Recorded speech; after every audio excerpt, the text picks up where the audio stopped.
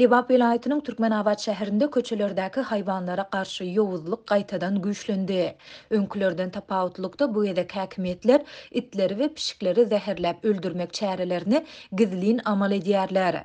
Bu ýagdaýlar barada Azatlyk radiosynyň habarçylary we hayvanlary goraýan aktivistler maglumat berýärler.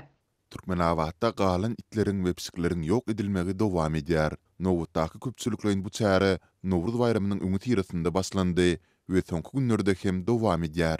Dip habarçy 24 martda aýtdy. Jemaat hojalygy we jaý dolandyryş müdirlikleriniň işgärleri tarapyndan amala aşyrylan bu çäreler Türkmenawadyň birnäçe etrapçasynda ýüze çykdy. Bu gedek itleri we pişikleri zäherläp öldürmek işleri öňküler ýaly gündüz wagty ýaşaýjylaryň gözüniň öňünde däldi, giýjäniň garankysynda, hemmeleriň ýatan pursadynda gizlin amal edilýär. Bu işgärler gizagsam zirde bilçeliklerine we onuň töweregine seýlede haywanlaryň bar bolan ýerlerine awy goşulan et ýa beýleki önümleri uklaýarlar. Giýjäniň dowamynda itler we psikler zäher garlan bu önümleri iýärler. İşgärler bolsa daňdan saat 5-de hasyly, ýagny helak bolan haywanlary toplaýarlar. Dip habarçy aýtdy. Hayvanlary goraýan aktivistleriň birnäçesi soňky günlerde şäheriň himik etrapçasynda ýerleşýän 11-nji jaý dolandyryş müdirligine içi haywanlaryň maslygyndan dolu haltalaryň getirilendigine ençeme gezek şaýat bolandygyny aýtdy. Hususan da 23-nji martda köp halta getirildi diýip aktivistleriň biri anonimlik şertinde bellidi. Başga bir aktivist 24-nji martda daňdan saat 5 töwereginde Bahar etrapçasyndaky zibil çeleginde bir itin ulu ses bilen çyňsaýandygyna we onuň jemaat hojalygy müdirliginiň işgärleriniň eşigindäki 2 adam tarapyndan alınıp gidilendigine şaýat bolandygyny aýtdy. Soňky hepdelerde Türkmenawatda itleriň we pişikleriň öldürilmegi boýunça çärelerin güýçlenendigi barada martyň başyndan bäri maglumatlar gelip gowuşýar. Türkmenistanyň häkimetleri köçelerdäki itleri we pişikleri rehimsizlik bilen duzak gurmak, zäherlemek hemde taýaklamak arkaly ýok etmek çärelerine mundan 10 ýyl ozal girişdiler. Ýurt häkimetleri we Berk döwlet gözegçiligindäki metbuat serişdeleri itleriň we pişiklerin köpçüliklerini ýok edilmegi barada ýyllar boýu dowam edip gelýän dymyşlygyny saklaýarlar. Türkmen hökümeti yurdun täze gurulýan avtomobil ýollary bilen halkara ulug logistika merkezine öwrülýändigini aýdýan makaly Balkan vilayatynyň çukanak-sakanak ýollary, awtouloglary hatardan çykarýar. Azatlyk radiosynyň yerli habarçysy bilen gurrundaş bolan ulug sürüjüleri Balkanabad şäherini Hazar şäherçesine birikdirýän gara ýoluň hemde Türkmenbaş şäheri bilen Garabogaz arasynak ýoluň häzirki ýagdaýynyň gözgüýünidigini, asfalt ýollaryň uğruny emele gelen çukurlaryň awtouloglary hatardan çykarýanyny aýdýarlar. Geçen noýabrda şäher derejesi ýatyrylan Hazar şäherçesi milliardlarça dollar döwlet serişdeleri sarf edilip bina edilen Avaza fiýahatçylyk zolugynyň golaýyna ýerleşýär. Uzunlygy 130 km töweregi bolan Balkanabad Hazar awtomobil ýoly Jebel şäherçesiniň üstünden geçýär.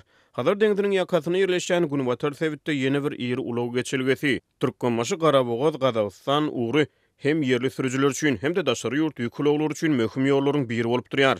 Azatlygyň habarçysy häzirki wagtda bu ugry boýunça hereket edýän awtomobil ýolunyň ýagdaýy bilen gyzyklandy. Türkmenbaşy Garabogaz ýolunyň 23-nji we 115-nji kilometrnäk bölegi dolu hatardan çykypdyr. Ýoluň gyýanly we gulumaýak sebitleriniň gapdyryndan geçýän böleklerini azyndan 3 sany ýeri çukur bar diýip Azatlyk radiosynyň habarçysy Balkandan maglumat berdi. Türkmen hökümeti bu ugry boýunça täze gurulýan Türkmenbaşy Garabogaz Gazawstan awtomobil ýolunyň Türkmenistany halkara ulug logistika merkezine öwürjekdigini aýdýar.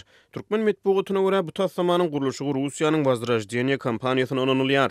Rus kompaniýasy soňky 10 ýylda Türkmenistana 1,5 milliard dollara barabar ýol ulug deshalarynyň gurulşyny ýerine ýetiripdir. Daşary ýurt ýüklegleri Gazawstan bilen arada gümrük geçilgesinden Türkmen şäherine girip Bektaş Serhet postundan 200 km töwereg aradarşykda ýerleşýän beýleki bir Hazar ýaka şäheri Türkmenbaş şäherine barýarlar.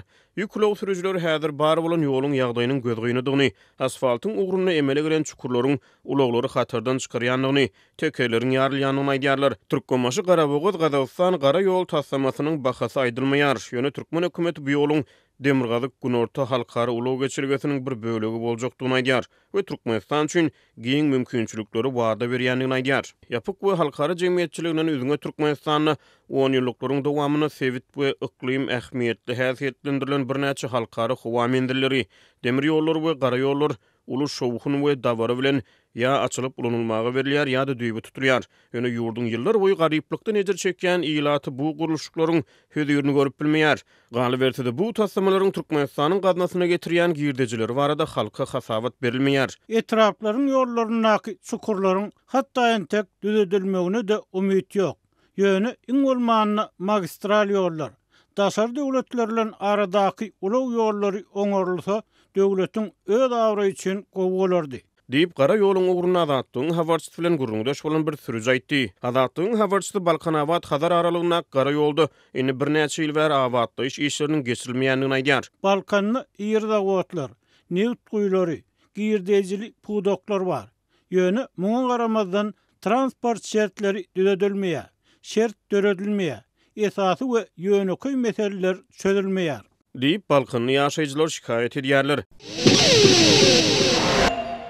Şunlar Aşgabatdan iýerilen saglyk wekilleri Mar welaýatynyň orta mekdeplerinde barlaglary geçirip, okuwçylara koronawirusa garşy sanjymyň edilişine gözegçilik edýärler. Şeýlede olar enatalary bilen duşuklary geçirip, sanjym etdirmedik okuwçylara umumy orta bilim hakyndaky şahadatnamanyň berilmejekdigi barada haýbat atýarlar. Marynyň mekteplerini 12 ýaşdan ýokary okuwçylara koronawirusa garşy sanjym etmek işleri dowam edýär. Şunlar bu işleriň geçirilişine merkezden, ýagny Türkmenistanyň Sağlyk Goraýşy we Derman Tenabat Ministrliginiň Aşgabatdaky idarasynyň iýerilen adamlar gödäwçilik edýär. Olar näçe çaga sanjym edilendigini hem barlaýarlar. Dip Adatlyk radiosynyň habarçysy 23 martda aýtdy. Habarçymyzyň we ýagdaýdan habarly çeşmelerimiziň tasdiklamagyna görä, saglyk wekilleriniň iýerilmegine sebitde köp enatanyň öz çağlaryna sanjymyň urulmagyna ruhsat bermezligi sebäp bolupdyr. Aşgabatdan gelen saglyk wekilleri we molimler bu enatalary aýratynlykda mektebe çağıryp, olar bilen täzeden düşündürüş işlerini geçirýärler diýip habarçy aýtdy. Bu düşündürüş işleriniň dowamında saglyk wekilleri esasan ýokary synplarda okuyan çağalaryň enatalaryna sanjym etdirmedik okuwçylara umumy orta bilim hakyndaky şahadatnamanyň berilmejekdigi barada haýbat atýarlar. Olar enatalary okuwçylar şu ýyl iýun aýynda mekteplerde gutorduş synaglaryny tamamlanmahaly olaryň elinde sanjym kagyzlarynyň bolmalydygyny duýdurýarlar. Şeýlede saglyk wekilleri okuwçylarda sanjym edilendigi baradaky resminama bolmasa, onda olaryň ýokary okuw jaýlaryna hem kabul edilmejekdiklerini aýdýarlar diýip marly bir ene anonimlik şertinde aýtdy. Bundan başga da saglyk wekilleri sanjym edilmedik oglanlara harby gullukda sanjym uruljakdygyny, ol ýerde enatalardan ruhsat soralmajakdygyny hem sözleriniň üstüne goşýarlar. Bu haýbatlardan soň köp enata çağasyna sanjym edilmegine razylyk berdi. Käbirler bolsa yerinde göreriz, çağama mensiz iňe dürtüp görüň, onsoň näme etjegimi bilersiňiz diýip jogap berýärler diýip marly ene aýtdy.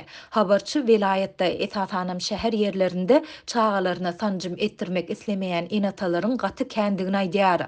Enatalar munyň sebäpleriniň sanjymlara we saglyk resmilerine bolan ynamsyzlykdan ugur alýandygyny belleýärler.